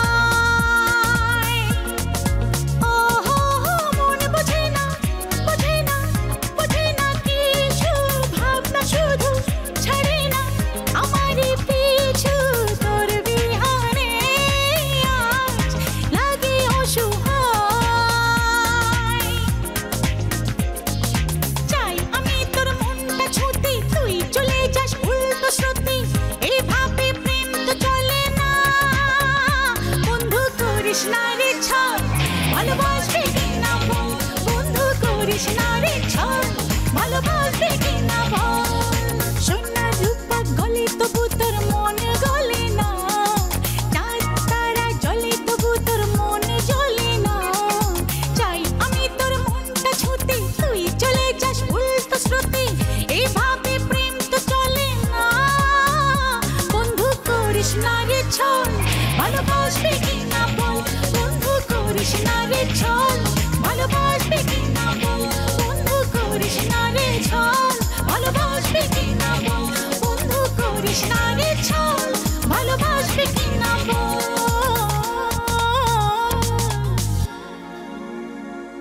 চুল পড়া অনেক কমে গেছে। থ্যাংক ইউ মা। স্কোয়ার ইনোভেশন জুই মাল্টিভিটামিন কোকোনাট অয়েল নিয়মিত ব্যবহারে চুল পড়া কমায় ন্যাচারালি। অসংখ্য ধন্যবাদ চমৎকার আরো একটা পারফরমেন্সের জন্য। বাহ কি চমৎকার আপা, আপনার পুরো পরিবারের প্রভাবটা আপনার উপর স্পষ্টভাবে রয়েছে, তাই পরিবারের একজনকে এই মুহূর্তে একটু হাজির করতে চাই হ্যাঁ, আমরা। তাই নাকি? আমাদের সাথে আপনার পরিবারের একজন অংশ আছে, আমরা আমন্ত্রণ জানাতে চাই তামিম হাসানকে। তার পরিচয়টা আপনি দিয়ে দিবেন, তার সাথে আপনার সম্পর্ক। তামিম ভাই, ঈদ মোবারক, আমন্ত্রণ যমুনার নিমন্ত্রণে। ও মাই গড, আপনি থেকে আমার পরিবারকে টেনে নিয়ে আসছেন সবাই। আমার ভাইটা ইজ ওয়ান্ডারফুল পারসন। আমার ভাই বলে বলছি না, is my cousin brother Tamim Hasan. ছোট্টবেলা থেকেই ও আমার ভক্ত, আমি ওর ভক্ত। বাহ, ও একটা অত্যন্ত ট্যালেন্টেড জার্নালিস্ট এবং বলতে পারেন যে একটা ট্যালেন্টেড পার্সোনালিটি। বাহ চমৎকার। তামিম ভাই, being the brother of Baby Naznin, একটা লম্বা সময় আপনাকে চাপের মধ্যে দিয়ে যেতে হয়েছে, যেহেতু পরিবারের বাস্তবতা রয়েছে, নানা রকম বাস্তবতা রয়েছে। এর বাইরে একটু দাঁড়িয়ে একজন শ্রোতা হিসেবে একজন বেবি নাজনীনের মূল্যায়ন শুনবো, ভাই হিসেবে বেবি নাজনীনের মূল্যায়ন শুনবো, একই সাথে আমরা যেহেতু গণমাধ্যম কর্মী, আমাদের দৃষ্টি দিয়ে একজন বেবি নাজনীনের মূল্যায়ন শুনবো আপনার কাছ থেকে। Thank you Zubair. ঈদ মোবারক। আমি মহারাজ একসাথেই আসছিলাম, তো এই ধরনের গল্পগুলো হচ্ছিল এবং আমি মনিটরে বসে মহারাজের কথা শুনছিলাম খুব মুগ্ধ হয়ে। অ্যান্ড একজন মানুষের আসলে জীবনের সার্থকতা, জীবনের যে জায়গাটাতে একজন মানুষ আরও বেশি জীবনকে উপভোগ করেন, একজন সন্তান যখন মাকে নিয়ে এইভাবে বলেন, and we all are emotional that time. আপার ভাই হতে পারাটাও আসলে একটা সৌভাগ্যের ব্যাপার। এবং একজন শিল্পী হিসেবে আপা অনেক লাকি। কোন জায়গা থেকে বলবো সেটা হচ্ছে যে in fact she is so lucky because আমি সবসময় ফিল করি যে আপার সোলটা সৃষ্টিকর্তাকে কানেক্ট করে যে কোনো সময়, যে কোনো মানুষের বিপদে। একটা গল্প বলি আপনাকে, তিনটা প্রশ্ন আমাকে একসাথে করলেন। একজন মিডিয়ার মানুষ হিসেবে আমাদের সাইড থেকে একটা গল্প বলি, অনেক বছর আগের গল্প। একটা প্রেস কনফারেন্সে একজন সিনিয়র ফটোগ্রাফারের পুরো ক্যামেরার সেট হারিয়ে গেল। তো আপার মনে আছে মনে হয়, তো আপা সেড যে আসলেই তো একটা ক্যামেরা পার্সনের পুরো সেটটা হারিয়ে যাওয়া এটা বিশাল ব্যাপার, তার জীবনও নাই হয়ে গেল। একদমই সেই জায়গা থেকে আপা জাস্ট টেক ইট ইজি, ওকে তুই কালকে আমার বাসায় আয়, দেখবো কি হয়, মন খারাপ করিস না, বাসায় যেয়ে ঘুমা। তো আপা পরদিন ওকে ও পুরো সেটটা নতুন কিনে দিল ওই ফটোগ্রাফারকে, এবং সে একজন বিখ্যাত ফটোগ্রাফার, আমি নামটা না বলি, আমরা নামটা নাই বা হ্যাঁ, বলি। তো ওই জায়গা থেকে এটা একটা ব্লেসিং আপার ভাই হতে পারা, এবং যে চাপটা থাকে সেই চাপটাও আমাদের জন্য আমরা ব্লেসিং ফিল করি। লাইক আমরা একটা অ্যাসোসিয়েশন বিলং করি, cultural journalist forum of Bangladesh, CJFB. Enam Sarkar যে প্রেসিডেন্ট এখন, তো আমরা আসলে 25 বছর সংগঠনটার বয়স। আপা আমাদের কাছে হচ্ছে সিজেএফবির প্রত্যেকটা মেম্বারের কাছে হচ্ছে যে জায়গায় আমরা আর পারছি না সেই জায়গায় হচ্ছে আপা। তো শুধু এটা এনাম ভাই আর আমি যে পারবো এক্সেসটা এরকম না, অল মেম্বার্স আপাকে এক্সেস করতে পারেন, এবং যে কোনো প্রবলেমে যেখানে আমরা আটকে যাচ্ছি সে জায়গায় আমরা জানি যে আপাকে কল করলে একটা সমাধান ইনশাল্লাহ আসবে। আপা নিশ্চয়ই একটা সাপোর্ট আমাদের সবার জন্য হবেন। তো এটা আসলে লং টাইমের গল্প, তো মানে এত অল্প সময়ে আর ঈদের শোতে আসলে অনেক আনন্দের কথা বলা উচিত। তো এই জায়গাতে আসলে এই গল্পগুলো বলতে গেলে আমরা সবাই ইমোশনাল হয়ে যাবো আসলে। খুবই স্বাভাবিক। দুটো চরিত্র শুনেছি, ভাই হিসেবে মানে পরিবার হিসেবে শুনেছি, গণমাধ্যম কর্মী হিসেবে শুনেছি, একজন শ্রোতা হিসেবে শুনতে চাই দি বেবি নাজনীনকে নিয়ে। আসলে মানে 15 বছর আপা গাইতে পারেননি, সেই মানে শ্রোতা হিসেবে সেই কষ্ট তো আমাদের সবার আছেই। বাট আপার গানগুলো আসলে এখনো আমরা যখন মানে পিসিআরে শুনছিলাম, মানে মনে হচ্ছে গতকাল রেকর্ড করা 20 বছর আগের গান। সো শ্রোতা হিসাবে আপাকে এত কাছ থেকে শুনতে পারা, এটা আসলে অনেক সৌভাগ্যের। বাহ, চমৎকার। আপনি নিজে বিনোদন জগতের সাংবাদিকতা করেন, আপনি বলছিলেন সিজেএফবির কথা বলেছেন। আপনার দৃষ্টি দিয়ে আপনি যখন একজন শিল্পীকে দেখেন, অদৃশ্য একটা কালো তালিকা করে তাকে বন্দি করা হয়, তার বিচরণ ক্ষেত্র থেকে তাকে সরিয়ে নেওয়া হয়, একরকম গলা টিপে তার শিল্পী সত্তার হত্যার চেষ্টা করা হয়। শুধু তাই না, শেষ পর্যন্ত পরিস্থিতি পরিণতি এমন পৌঁছায় যে তিনি নিজ গৃহ ত্যাগ বা নিজ মাতৃভূমি ত্যাগ করতে বাধ্য হন। হয় তুমি মরবে, নয় তুমি চলে যাবে, এমন একটি পরিণতি নিয়ে দাঁড় করানো হয়। এই বাস্তবতার মূল্যায়ন, ইন্ডাস্ট্রির এই মূল্যায়নটাকে আপনি কিভাবে ব্যাখ্যা করবেন? কারণ এখন পরিবর্তিত পরিস্থিতি, আমরা কি আবার কিছু মানুষকে এমন গলা টিপে ধরতে দেখবো, কিছু মানুষকে আবার এরকম শ্বাসরোধ করতে দেখবো, নাকি আমরা সত্যি চাই পুরো পরিবেশ পরিস্থিতি পরিবর্তন আসুক? কি হতে যাচ্ছে? জুবায়ের, আপনি নিশ্চয়ই আপার কামব্যাকটা দেখেছেন। আপা যেদিন এয়ারপোর্টে রাজস্বিক কামব্যাক, হ্যাঁ, এই কামব্যাকে সে কামব্যাকটাতে এয়ারপোর্টে দাঁড়িয়েই প্রথম এই বিষয়টা নিয়ে আপা কথা বলেছেন যে আমি আর কোনো শিল্পীর জীবনে কালো তালিকা নামক কোনো শব্দ আসুক, এটা আমি চাই না। অ্যাজ এ জার্নালিস্ট যদি আমাকে জিজ্ঞেস করেন, আমি আমার বিলিভটা এই জায়গায় যে একজন শিল্পীকে আসলে তার রাজনৈতিক পরিচয় দিয়ে কখনোই মূল্যায়ন করা উচিত না। একজন শিল্পীকে মূল্যায়ন করা উচিত তার কাজ দিয়ে। তো যখনই একজন শিল্পীকে শুধুমাত্র তার রাজনৈতিক পরিচয় দিয়েই মূল্যায়ন করা হয়, তখনই আমরা একজন বেবি নাজনীনের মতন শিল্পীকে 15 বছর 20 বছর ধরে আমরা তার গান থেকে আমাদের দেশ, আমাদের সংস্কৃতি বঞ্চিত। এবং এই যে ভ্যাকুয়ামটা তৈরি করা হয় জোর করে, এই ভ্যাকুয়ামটায় কিছু আগাছা জন্মে, যে আগাছাগুলো পরিবেশ বিপর্যয়ের কারণ হয়ে দাঁড়ায়। আপা, একটু আপনার কাছে শুনি। ভাই পাশে আছে, সন্তান কিছুক্ষণ আগেই বলে গেলেন, হ্যাঁ ভাই একটা বিশাল বড় সাপোর্ট। কিন্তু হ্যাঁ, ফিলিংস আমি বলি যে আমার ভাই, আমার সন্তান, এরা সব আমার বাচ্চার মতন। এরা আমার নিজের বাচ্চা, ভাই হতে পারে সম্পর্কে, বাট ভালোবাসাটা সেরকম।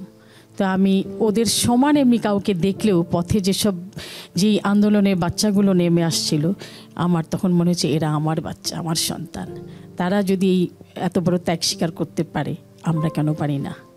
যাই হোক, আমার ভাই যেসব কথা বলল, আমি মনে করি তারা তো অনেক ম্যাচিউরড হয়ে গেছে, অনেক গভীরতা হয়েছে, দূরদৃষ্টিতা হয়েছে, যে দেখার সেইভাবেই দেখছে। আমি শুধু অনুভব করছি এবং স্রষ্টার কাছে কৃতজ্ঞতা জানাচ্ছি যে আমি এমন ভাইও পেয়েছি। সৌভাগ্য আমার। Tamim, if there is anything that you haven't been able to say to Baby Naznin, কিছু যদি এমন থাকে। একটা জিনিস আমি সেটাই বলতে চাই, যে কথাটা আপা এয়ারপোর্টে দাঁড়িয়ে বলল, যে এটা আপার বিলিভ, আমাদের সবার বিলিভ, এবং জার্নালিস্ট কমিউনিটির, কালচারাল জার্নালিস্ট কমিউনিটির একটা বড় অংশ এই বিলিফটা তাদের মধ্যে ক্যারি করে। সেটা হচ্ছে যে একজন মানুষের রাজনৈতিক পরিচয় থাকবে, সে তার মতো করেই রাজনীতিটা করবে, কিন্তু তার রাজনৈতিক পরিচয়কে কেন্দ্র করে যেন তাকে কালো তালিকাভুক্ত করা না হয়, তাকে যেন তার কাছ থেকে বাধা দেয়া না হয়। আপা যে বিলিফটা আমাদের সবার মধ্যে ছড়িয়ে দিয়েছেন, এইটা আমি আশা করি যে সবার মধ্যে ছড়িয়ে যাবে আপার মধ্যে থেকেই। অ্যান্ড আপার সবাইকে নিয়ে ভালো থাকার যে একটা মানসিকতা, সেই জায়গাটা আসলে যেমন আপার রোজার এই পুরো মাসটা ধরে, আজকে ঈদের দিন, এই পুরো মাসটা ধরে আপা আসলে এটা এভাবে বলা ঠিক হচ্ছে কিনা, যে আপা একটু খুঁজতে চেষ্টা করেছেন যে শিল্পীদের মধ্যে একটু ভাগ্যবঞ্চিত কারা আছেন, শিল্পীদের মধ্যে একটু কষ্টে কারা আছেন। তো এই যে চেষ্টাটা, এটা আসলে তাকে মহান করে, সেই চিন্তা থেকে সে করে, এটা আমরা বিলিভ করি না, কারণ এটা আমরা বহু বছর ধরে দেখে আসছি এবং সে এটা খুব নীরবে নিভৃতে করে, কাউকে না জানিয়ে করে। তো এই বিষয়গুলো আমার কাছে মনে হয় সৃষ্টিকর্তার কাছে পৌঁছায়, এই জন্যই 15 বছর শেষ হয়। বাহ বাহ বাহ, আমরা অপেক্ষায় থাকলাম এই চমৎকার যাত্রা যেন আরো অনেক লম্বা হয়। তামিম, আপনাকে অসংখ্য ধন্যবাদ, আপনি এসে যুক্ত হয়েছেন। ধন্যবাদ জুবায়ের, ঈদ মোবারক। ঈদ মোবারক। আপা ঈদ থ্যাংক মোবারক। ইউ, ঈদ মোবারক তামিম। তামিমকে কোথায় পেলেন, ধরে নিয়ে এসেছেন? আমরা গণমাধ্যম কর্মী খুঁজতে খুঁজতে খুঁজে পেয়েছি। একেবারে জেনুইন। আপা, আপনার জীবনের গল্পগুলো আমরা শুনবো, তবে আরেকটা গান শুনতে চাই।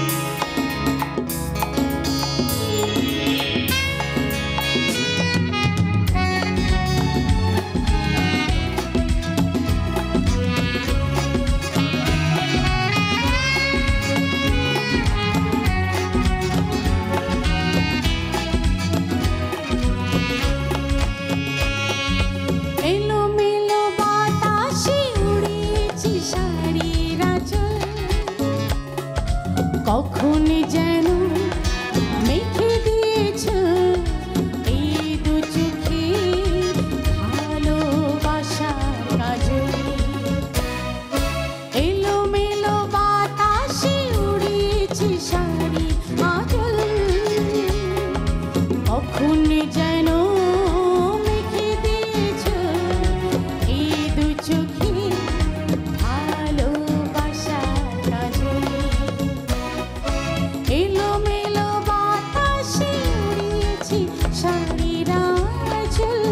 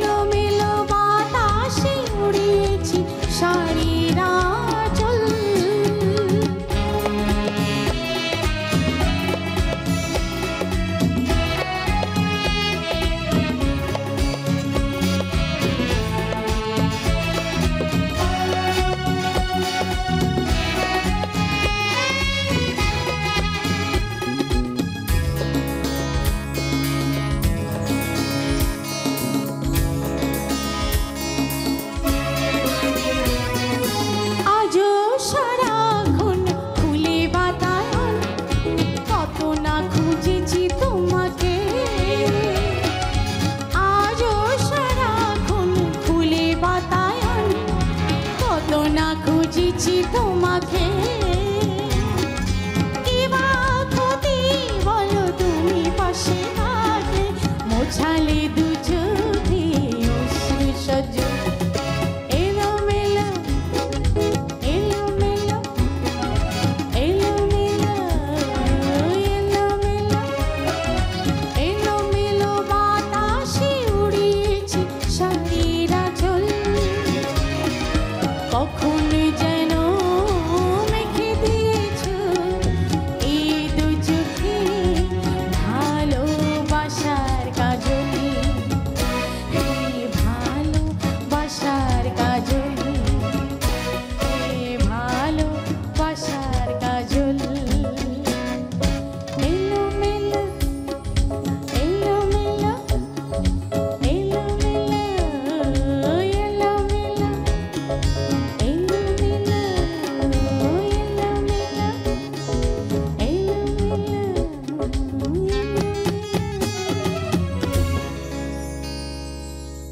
চুল পড়া অনেক কমে গেছে। থ্যাংক ইউ মা। স্কোয়ার ইনোভেশন জুই মাল্টিভিটামিন কোকোনাট অয়েল নিয়মিত ব্যবহারে চুল পড়া কমায় ন্যাচারালি। অসংখ্য ধন্যবাদ চমৎকার আরো একটা পারফরমেন্সের জন্য। এই যে আপনার জীবনের গানটাই গাইতে চেয়েছেন, আর কিছুই চাননি, আপনি চেয়েছেন শুধু আমি গান গাইবো, আমার আর কিচ্ছু লাগবে গাইবো, না, হ্যাঁ, আমি দর্শকদের জন্য গান গাইবো, স্টেজে গান গাইবো, রেকর্ড করব, প্লেব্যাক করব। তার স্বীকৃতিও পেয়েছেন। 2003 সালে জাতীয় চলচ্চিত্র পুরস্কারে আপনি সম্মানিত হয়েছেন। একজন শিল্পীর জন্য এটা একটা চমৎকার পরম পাওয়া। তার পরের বাস্তবতা, একাদশ জাতীয় সংসদ নির্বাচনে আপনি সক্রিয় অংশগ্রহণ করলেন, তারপরেই আপনার জীবনটা আর আপনার থাকলো না। এই যাত্রাটা একটু সুন্দর থাকলো না, একটা চ্যাপ্টার হারিয়ে গেল জীবন থেকে, যৌবন থেকে একটা চ্যাপ্টার, একটা টাইম চলে গেল, আমার ইয়ুথটা চলে গেছে। সেই জন্য আমি সেই মুহূর্তটাকে তো আর কোনো ফিরে পাবো না। সবচেয়ে বড় কথা কি, যে একজন শিল্পী যখন সে পরিপূর্ণ শিল্পী হয়ে ওঠে, তাকে তখন দেশকে তাকে সার্ভ করার টাইম আসে, দেশকে দিতে হয় এবং দেশকে নিয়ে যেতে হয় বহির্বিশ্বে। তখনই তার এই যোগ্যতাটা একদিনে তো হয় না, যখন হয়ে যায় ওই মুহূর্তে তার যদি সেই দেওয়াটা বন্ধ হয়ে যায়, তার যদি সে যদি আর সেই সার্ভ করতে না পারে দেশকে একটি ষড়যন্ত্রের কারণে, তাহলে তো অর্থহীন হয়ে যায়। তখন মনে হয় কোন দেশে জন্মালাম, কেনই বা জন্মালাম, যে আছে আমি দিতে পারছি না, আমাকে দিতে দেয়া হচ্ছে না। তো এরকম একটা পরিস্থিতিতে যখন পড়ে গেলাম, কারণ আমার তো অন্য কোনো প্রফেশন আমরা নিই নেই। যখন একটা মানে ফুল টাইম একটা আর্টিস্ট হলে তাকে ফুল টাইমই তৈরি হয়ে একটা ফুল টাইম আর্টিস্ট হতে হয়, হ্যাঁ, কমপ্লিটলি একটা আর্টিস্ট হতে রেসপন্সিবল হতে হয়। যেমন আমার ইন্ডাস্ট্রিকে সার্ভ করতে হচ্ছে, আমার দেশকে সার্ভ করতে হচ্ছে, আমার মিডিয়াকে সার্ভ করতে হচ্ছে, আমার মানে ইন্টারন্যাশনালি আমার কান্ট্রিকে সার্ভ করতে হচ্ছে। আমি একাধারে সেগুলো করে যাচ্ছি এবং সেই দায়িত্ব নিয়ে করেছি। ইট ওয়াজ ভেরি বিগ রেসপন্সিবিলিটি। সেগুলো সব বাদ, অর্থহীন হয়ে গেল তখন। মানে জীবনে আমি শুধু যা করতে চাইলাম তাই আমাকে আর করতে দেয়া হলো, তাই আর করতে আমি তো আর কিছুর জন্য বড় হইনি, বাঁচিনি, শিখিনি আর কিছু করতে। অথচ এইটুকুর জন্য অন্যান্য দেশে খবর নিয়ে দেখবেন বা জেনে দেখবেন, অন্যান্য দেশ এটার জন্য তারা একটা ইয়ে নেয় হাতে, আর তারা একটা কি বলে ওটাকে, যে রেসপন্সিবিলিটি হাতে নেয় এরকম তৈরি করার জন্য।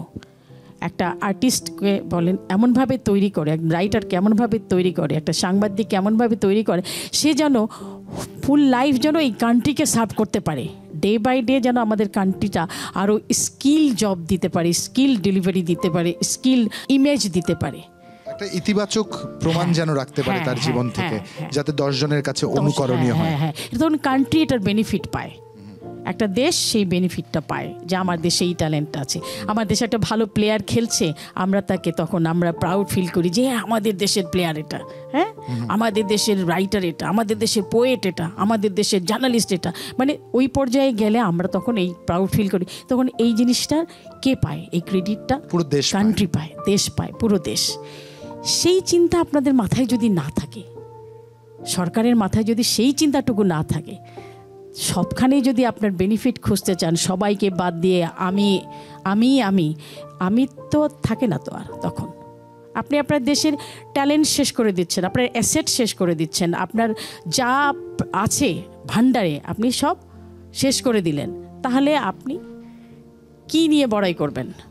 অযোগ্যের সংসার হয়ে দাঁড়াবে পুরো। আর সেই বা কেন থাকবে? কারণ তার তো লিভিং চলে নষ্ট হয়ে যাচ্ছে, তার লাইফের সকল আশা ভরসা চলে সকল গেল। আশা ভরসা চলে যাচ্ছে, তার জীবনযাপন চালানো কঠিন হয়ে যাচ্ছে, হ্যাঁ, আর্থিক সংকটে পড়ে যাচ্ছে, সব দিক থেকে একটা সংকটে ফেলে দিচ্ছেন। তো তেমনি তো 2 দিন পরে মারা যাবে, দম বন্ধ হয়ে মারা যাবে। তা আপনার তো গুলি করে মারার লাগে না, হাতে মারতে হয় না, এমনিতেই না, এমনিতেই। সত্তার মৃত্যু ঘটে। আব্বা, আপনার জীবনের গল্পগুলো আমরা শুনবো, তবে আরেকটা গান শুনতে চাই।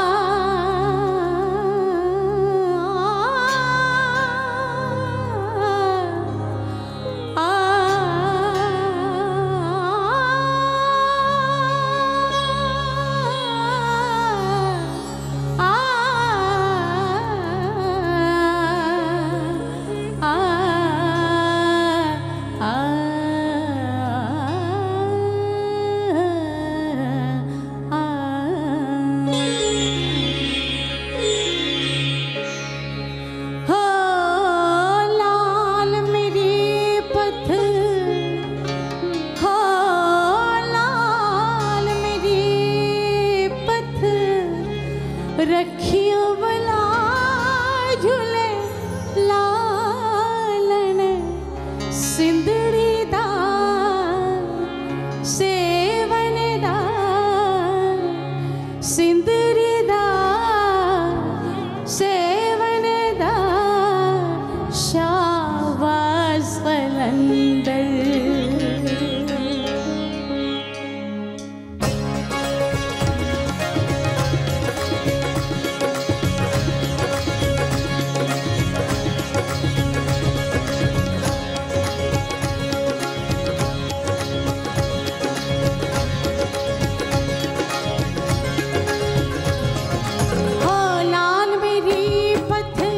रखियो भला झूले लालन हो लाल मेरी पथ रखियो भला झूले लालन सिंदड़ी दा सेवन दा सिंदड़ी दा सेवन दा शाबाश कलंदर कमा दम मस्त कलंदर अली दम बंदे अंदर अली शाबाश कलंदर हो लाल मेरी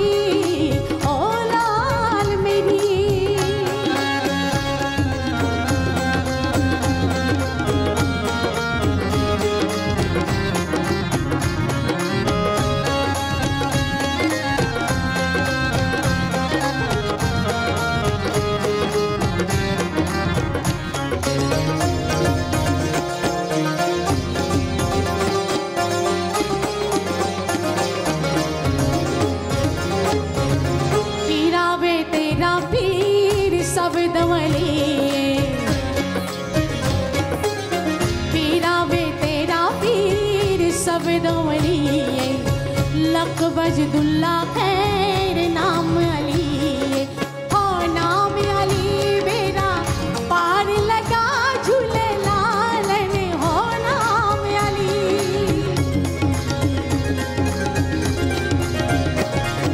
हो नाम अली बेरा पार लगा झूले लालन सिंदड़ी दा सेवन दा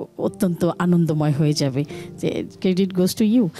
আর আমি যমুনা টিভির সকল কলাকুশলীকে আমি অসংখ্য ধন্যবাদ জানাই। ঈদ মোবারক, সাথে ঈদ মোবারক, এবং আশা করি যমুনা টিভি সামনের দিনে আরও বেশি ভালো ভালো প্রোগ্রাম দেবে, ভালো ভালো আয়োজন করবে এবং সত্যিকারের ট্যালেন্ট থেকে নিয়ে আসবে অনুষ্ঠানে, উদযাপন করবে। অসংখ্য ধন্যবাদ। আমাদের প্রাপ্তির খাতা এতটুকু, ঈদের উদযাপনের যে ঈদই হয়, আমার ঈদের রাতেই সেই ঈদই আজ পাও হয়ে গেছে। আগামী 3টে দিন, আগামী দিনগুলো আপনাদের ভালো কাটুক, ঈদ চমৎকার উৎসব আর উদযাপন নিয়ে কাটুক, এই প্রত্যাশায় জুলহাস জুবায়ের আজকে এখানেই বিদায় নিচ্ছি। ভালো থাকবেন সবাই, শুভরাত্রি, আরও একবার ঈদ মোবারক।